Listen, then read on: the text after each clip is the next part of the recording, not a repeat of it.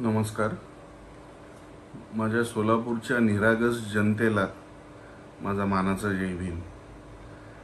आज मी तुमच्या समोर आलो आहे त्याचं एक मुख्य कारण आहे. ते कारण म्हणजे गेले 15 दिवस झाले जेव्हापासून माझी उमेदवारी डिक्लेअर झाली तेव्हापासून आजपर्यंत. उमेदवारी डिक्लेअर झाल्यानंतर मी सोलापूर जिल्ह्यात आलो. सोलापूर जिल्ह्यात आल्यानंतर इथली जी कार्यकारिणी आहे त्या सगळ्यांची माझी भेट झाली, इथल्या जनतेशी भेट झाली. एकंदरीत आंबेडकरी चळवळ ही माझ्या मनात, हृदयात आणि DNA मध्ये आहे. आणि मी इथं 15 दिवसांमध्ये जे अनुभवलंय ते चळवळ नव्हे हे मला प्रामुख्याने लक्षात आलेलं आहे. निरागस जनता मी आता म्हटलं त्याचं कारण हे की आपली भोळीबाबळी जनता ती फक्त एका नावाच्या खाली, आंबेडकर नावाच्या खाली, बाबासाहेब आंबेडकर ह्या नावाखाली किती इमोशनल आहे, किती मनापासनं तो आदर आहे हे सगळ्याची जाणीव आहे मला.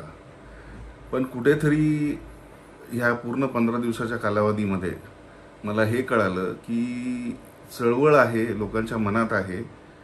बाबासाहेब आंबेडकरांचं जे नाव आहे त्याच्यामागे ताकद आहे, पण त्याच्या खालती जी फळी आहे ती पूर्णपणे पोकळ आहे आणि चळवळीला पोषक नाही आहे. आणि चळवळीला पोषक नसणारी जर ताकद असेल त्या नावाखाली तर त्या ताकदीचा परिणाम जो आहे तो उलट्या दिशेने होऊ शकतो. जे बाबासाहेबांनी आपल्याला म्हटलंय की त्यांनी आपल्याला सांगितलं होतं की त्या काळात त्यांनी एक स्टेटमेंट पास केलं होतं की मुझे मेरी पढ़ी लिखी जनता ने धोखा दिया. तर आज सुद्धा ती परिस्थिती आहे की शिकलेली सवरलेली जनता आहे आपली बऱ्यापैकी. त्यांना कळतं, त्यांचं वाचन आहे, त्यांना एक्सपोजर आहे, त्यांना गोष्टी कळतात. आज प्रत्येकाच्या हातात फोन आहे, त्या फोनच्या माध्यमातून त्यांना सगळ्या गोष्टी कळतात. आणि ह्या सगळ्या गोष्टी कळत असतानाही त्यांचे जे स्वतःचे ते म्हणतो स्वार्थ जो आहे, म्हणजे कार्यकारिणीचा म्हणा किंवा काही लोकांचा, जनता नाही म्हणते मी आधीच म्हटलं निरागस जनता, पण कार्यकारिणी फळी जी आहे त्यांचा स्वार्थ आंबेडकर साहेबांच्या नावाखाली, बाबासाहेब आंबेडकर साहेबांच्या नावाखाली त्यांचा स्वार्थ आजही तितकाच घट्ट त्यांच्या मनात दडलेला आहे. तिकडं मला कुठेही बाबासाहेब दिसत नाहीत, बाबासाहेबांचं स्वप्न दिसत नाही, बाबासाहेबांची चळवळ दिसत नाही. आता ह्याचा दुष्परिणाम म्हणजे काय होईल की मी तर इथं या मैदानात उतरलो होतो लढण्यासाठी, पण एकंदरीत जर माझी फळी बघितली आणि फळी बघितल्यानंतर या माझा 15 दिवसाचा अनुभव बघितला, त्यातनं मला ठामपणे हे वाटतंय की जरी म्हणजे मला मैदानात सोडलंय, माझ्या हातात बंदूक दिली आहे, पण त्यात गोळ्या दिलेल्या नाही आहेत. गोळ्या जरी दिल्या असतील तर त्यात छर्रे दिलेले आहेत, ज्याच्याने मी ते युद्ध कुठल्याही रीत्या लढवीन, पण पार पाडता येणार नाही आणि ते युद्ध जिंकता येणार नाही. अशा प्रकारचं एक चित्र माझ्यासमोर उभं राहत आहे. हे मला दिसतंय, हे तुम्हापैकी बऱ्याच लोकांना हेही दिसेल की हे चित्र समोर आहे. मित्रांनो, लढणं हा एक भाग झाला, त्यातनं हार जीत होईल तो पुढचा प्रश्न आहे. पण लढणं एका अशा सैनिकाला सोबत घेऊन ज्याचे स्वतःचे मूलभूत मूळ जे आहे ते सैनिकाचे थाऱ्यावर नाही आहेत, अशा लोकांना घेऊन लढत जी आहे ती चळवळीमध्ये रूपांतर होत नाही आणि त्यातनं कुठनं यश साध्य होत नाही.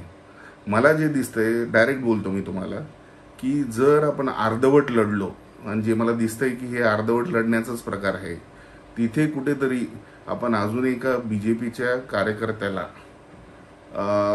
कुठेतरी वाट मोकळी करतोय की त्याचा पराभव निश्चितच होता, पण कुठेतरी त्याला सोयीचं वातावरण होईल का, ही मला अत्यंत मोठी काळजी आहे.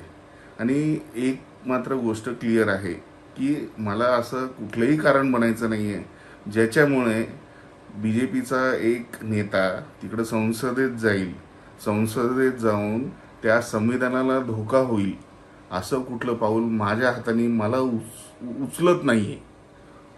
आणि ते मी करावं नाही असं माझा ठाम विश्वास आहे आणि मी त्याला कारणीभूत ठरणार नाही. मी इथं आलो होतो काँग्रेस आणि BJP दोघांनाही हरवायला, पण सध्याची परिस्थिती बघता मी काँग्रेस आणि BJPला हरवायला नाही, मी एकंदरीत कुठंतरी एक कारण ठरेल ज्याच्यामुळे BJPचं सीट निवडून येईल आणि मला ते मुळीच नको आहे.